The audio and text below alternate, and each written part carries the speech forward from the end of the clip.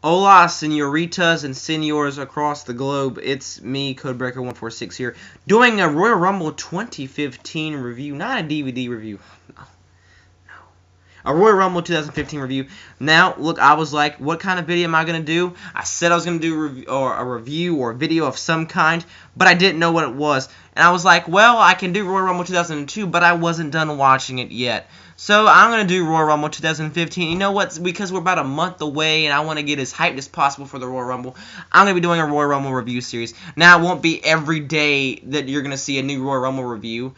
I'm going to do one over the course of this month and next month, obviously, going from 15 down to Royal Rumble 2000. Now, there's a couple shows that I want to review past Royal Rumble 2000, like maybe Royal Rumble 1992, which is a very good Royal Rumble, and there's a couple other ones that I like to get my thoughts and opinions about. But I've done a couple reviews. I think I did Royal Rumble 2001, and I did Royal Rumble 2014. I could be wrong, but anyways, after this is going to be Royal Rumble 2013, and then 2012, and then 2011, and obviously soon following, so we can have a countdown of 10, 9, 8, 7, 6, 5, 4, 3, 2, 1. You get it. You know what I mean? So let's go ahead and get into Royal Rumble 2015 review. Leave your comments in the comment section below of what you thought about the most recent Royal Rumble that we've had in this year. Let me know what you thought about yourself. Leave a like if you like this video, and don't forget to subscribe if you haven't subscribed. Thank you for 1,000+ views on my Raw review. That is insane. A 5-minute Raw review got 1,000 views. That is great. I appreciate that. Anyway, let's go ahead and get into this Royal Rumble review. Alright, so Tyson Kidd and Cesaro and New Day on the pre-show. Tyson Kidd and Cesaro won. I miss Tyson Kidd and Cesaro. I know I miss Tyson Kidd, but now I miss Cesaro. Who would have thought that this team would be completely gone by the end of 2015? Especially Cesaro. I mean, Cesaro rarely ever gets hurt. And then who knew that the New Day would be the most entertaining part of Raw? People hated these guys, and Philadelphia hated the New Day, and I hated the New Day until they became funny. They became heels, and they became entertaining. And like, who would have known at that point, you know? But I mean, looking back, this match was all right, you know. But whatever. It's just kind of weird to think of how these teams, went their separate courses and stuff. And Tyson Kidd and Cesaro won the tag belts the next pay-per-view. But we kicked off the show, the actual show, the Ascension versus the New Age Outlaws. The Ascension won, and the fact is they were trying to make the Ascension a big deal in 2015, in the beginning, and then it just kind of fizzled out, and they're not even really on TV anymore. They were kind of with Stardust and not anymore. They beat a very famous tag team. And now they're nothing really, and it's sad, but whatever. I really never cared for the Ascension anyway. And then we had another tag team match for the tag team titles, was the Usos versus Miz and Mizdow. And I like doing reviews like this. I know I'm kind of jumping off from subjects, but doing a review like this in the beginning of the year, I could have said some stuff like, I hope they do this, blah, blah, blah, blah, blah, and they would not follow up on it. And now at the end of the year, 12 months later almost, we can pretty much say, did it really pan out the way we wanted it to, and the way WWE wanted it to? And this right here is so funny, because they were doing the Miz and Mizdow storyline, the stunt double, and man, we thought, yeah, we're gonna get a WrestleMania match out of these two. It's gonna be a good match, but it never panned out. We never got a pay-per-view match. This was a Raw feud. It went on for like 3 straight Raws, and Miz finally got to keep his name and identity, and Damien Mizdow went into obscurity of Macho Mandow, and because he was supposed to be with the Mega Powers with Curtis Axel, be a joke of a tag team, but because of Hulk Hogan's lawsuit, and what he said, there was a racial slurs and blah, blah, blah, blah, blah, because of that, that fell through, and Damien Sandow's not even on TV anymore, which is ridiculous. And then the Miz is a jobber, and he's recruiting Neville, which seems like they're going on the same route they were with Mizdow, but Mizdow's far more entertaining than Neville is. The Usos won this match, and they retained their tag team championships, but, I mean, whatever. Another tag team match, keeping with the 4 straight tag team matches. The Bella Twins versus Paige and Natalya. Paige flip-flop back babyface and heel to babyface this year. Whatever. Bella Twins win. Yawn. Now we get to the match of the year in my eyes. The only thing that comes close is Sasha and Bayley from NXT TakeOver Brooklyn. Triple threat match for the WWE World Championship. Brock Lesnar, Seth Rollins, and John Cena. What a match, man. This match had so many awesome spots. So much stuff going down. I mean, just the bump through the table was amazing, and then there was just so much good interaction between J&J Security and Brock and Cena and Seth. Everybody knew their role, and it was a very good triple threat match, and that's all I can say. I can go on and on and on for about 10 minutes of how many spots and go through in depth of how much cool things that went down, you know, that made this match special. Anyway, Brock would get the win, and they did this whole he had a broken rib thing. I don't know if that was true or not, but I don't think it was. But Brock Lesnar beat Seth Rollins with the F5. Awesome finishing sequence. Lots of cool things that we saw in this match. And this was supposed to be John Cena versus Brock Lesnar, but they changed it up on us. They were like, yeah, let's make it a triple threat, even though Seth Rollins had the briefcase, which necessarily didn't make sense. But they said, you know, maybe this is plan A, but this is going to be plan B. And they talked about the briefcase, which I guess kind of tied in together. But eventually, like I said, Brock would win, but Seth Rollins would cash in at WrestleMania, so there you go. But yes, this was an amazing match, and I loved it. Definitely recommend, worth watching again, over and over and over if you get bored. Then we got to the Royal Rumble match, and this Royal Rumble match I have a lot of problems with. Let's get into it. The starting two was bad. Miz and R-Truth, not good. I didn't really care for that, particularly, not my taste. And then they had a surprising entrance right after it, and it was just so random. We had Bubba Ray Dudley, and we were like, this is going to be a one-off, and Bubba Ray Dudley did get, you know, eliminated eventually. Let me take this ridiculous tie off.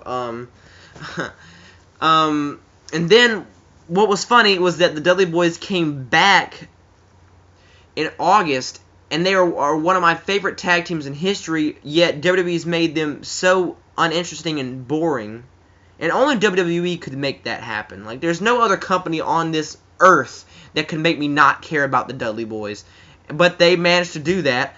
The Wyatts, Luke Harper and Bray Wyatt were there early. Eric Rowan attacked Curtis Axel, and that began Axelmania, and then we had a really awkward Wyatt family what was so stupid was that Luke Harper and Eric Rowan, Luke Harper's like, you know, I'm going after Eric Rowan, turn around, Bray Wyatt, how are ya? And then they go to beating each other down, and Luke Harper goes back to beating down Eric Rowan. It was just so like, what are you doing? Like, I didn't understand that. The New Day had their intervals. Rusev was in there. You know, Stardust, Goldust, Fandango, Tyson Kidd, and Daniel Bryan. He's one of the main guys that made this match bad. Now, you want to know why? And I don't necessarily say it's his fault, and people are going to, like, immediately dislike this video, possibly, just because of the way I say things, and it might not come across the way I mean it to be. But Daniel Bryan, when he got in there, everybody's expectations were so high to see Daniel Bryan go far. And everybody thought, and he should have went far. He should have went farther. You know, he should have went further than, you know, getting eliminated and tossed out before, like, the 15th or 16th entrance. It was just, how did they let that happen? Bryan came in, blaze of glory, him and Wyatt went at it, and then Wyatt eliminated him. And people, they hated this match in Philadelphia. They could not stand this match. If Bryan did not win, it was the end-all, be-all. It is win or go home, and if Bryan didn't win, they were going to riot or complain on the internet. Either one. But people were pissed that Bryan was eliminated that early. And I was pissed, too. I didn't understand why Bryan was eliminated early. If you're going to eliminate him in the Final Four. You know what I mean? Eliminate him in the Final Four, but they didn't do that. And he's one of the reasons why this match was bad, because nobody else gave this match a chance. And the booing made this match worse, and people not getting interested and not even caring about this. That was one of the reasons why nobody liked it, and I personally didn't like it. That's for damn sure. And then Roman came down, and once Roman came out, we were like, yep, he's winning. He's winning. And at this point, I despised Roman Reigns, and I don't fully like him, but I don't understand all the hate he gets. I don't think he deserves all the hate that he's credited to. And another thing, it was just Big Show and Kane tossing out Dolph Ziggler and Dean Ambrose and Ryback and everybody. And it was just completely unnecessary. Like, just have him go over younger talent and just throw each and every single one of them. It's just so Roman Reigns can dump both Big Show and, Kane over the top rope. Because just like Triple H did at Royal Rumble 2006, which I just watched, and Roman Reigns wins, and then they come back, and then The Rock is here, and they try to use him as like a safety net. Well, if Roman Reigns doesn't go over and the crowd doesn't like it and they hate it, we'll just send Rock out there, and it'll be all right. But it didn't happen.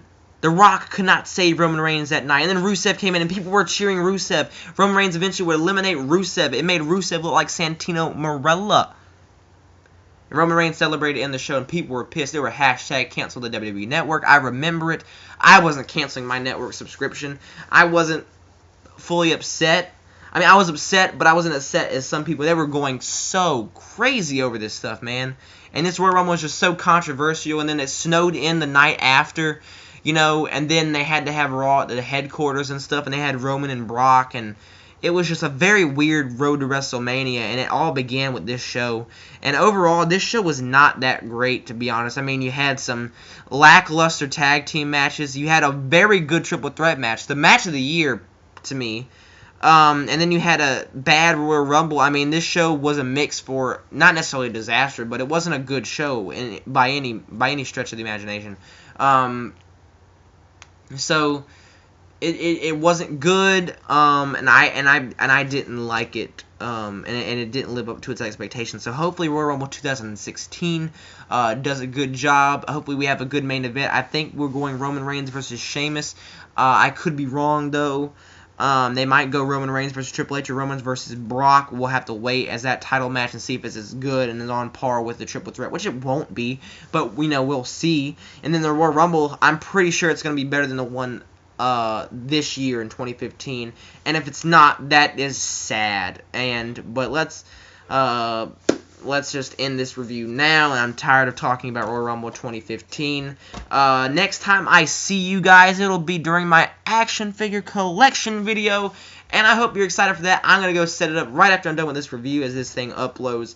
Also, by the way, last chance to sign up for the YWC Royal Rumble. I have 20 people.